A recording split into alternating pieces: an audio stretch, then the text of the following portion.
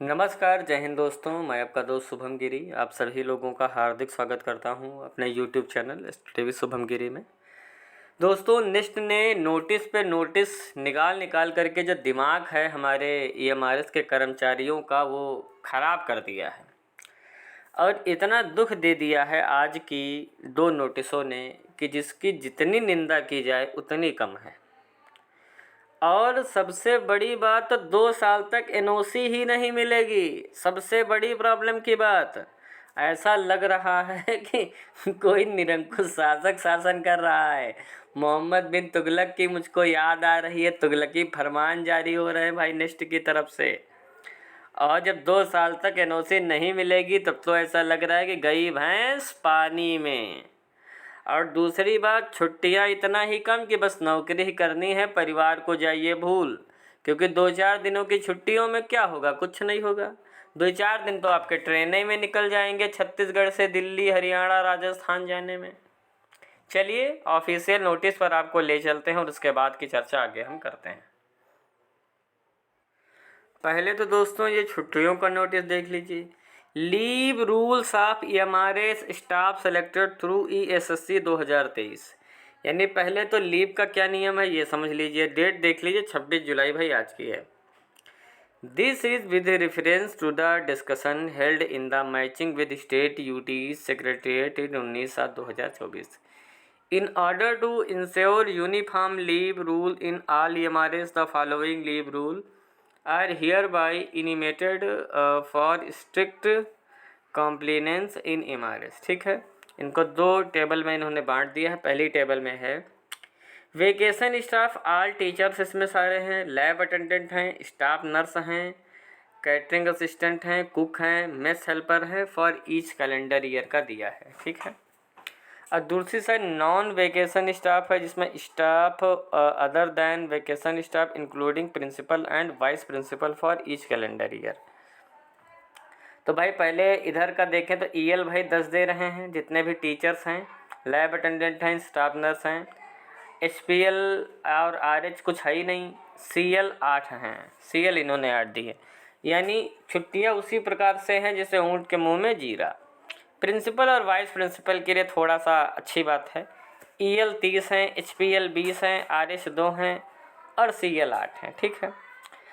और नीचे नोट दे दिया गया, other than above 40 national holiday आपको मिलेंगे plus 3 holidays to be decided by state EMRS society will be observed. यानी कि ये कुछ स्टेट सोसाइटी पे इन्होंने कुछ छुट्टियां छोड़ दी हैं। In addition other provision of the central civil services rules 1972 and amendment for time to time shall be applicable. यानी जो संशोधन होते रहेंगे वो तो होते ही रहेंगे। This issue with the approval of the competent authority. चलिए भाई अप्रूव तो इन्होंने कर ही दिया है। तो ये तो भाई छुट्टियों की बात हो गई। अब चलिए बात कर लेते हैं दूसरे हम पॉइंट की। अब देखिए दोस्तों, दूसरे नोटिस पर आ जाते हैं। Guideline to address the grievance of employ of EMRS selected through ESSC 2023। चलिए भाई देख लेते हैं इनके लिए क्या है। Many grievances are being received related to various areas for effectively functioning of all EMRs. The following guidelines are hereby intimated। ठीक है। इसमें भी भाई छुट्टियों की इन्होंने जारी कर दी।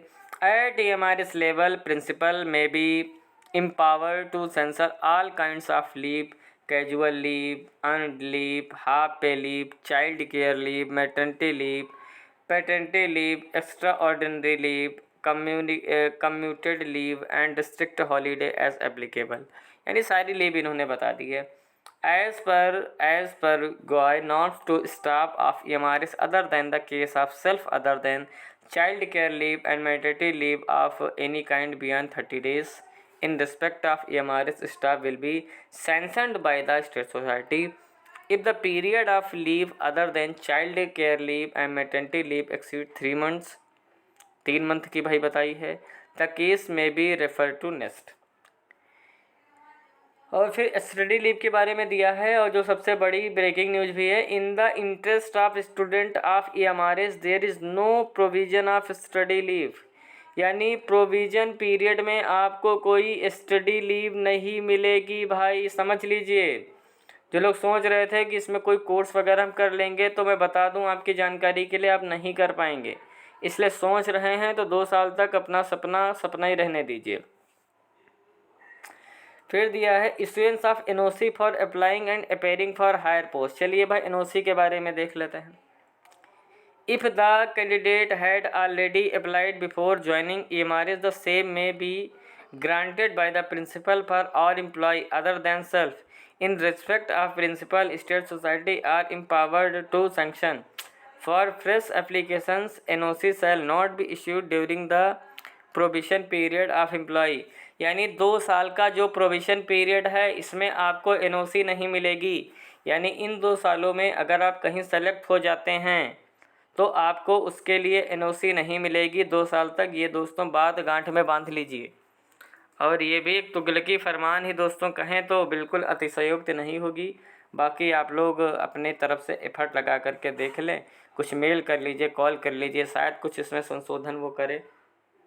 और HRA की बात जो इन्होंने यही की है कि अगर आप रहते हैं क्वार्टर में तो आपको HRA दोस्तों नहीं मिलेगा, ठीक है। बोला है कि where are the accountant to not provided to be staff in EMRS campus HRA as applicable. यानी अगर आप बाहर रहते हैं कहीं कैंपस के अपने रेंट पे तो आपको HRA मिलेगा, अन्यथा की स्थिति में दोस्तों आपको HRA नहीं मिलेगा।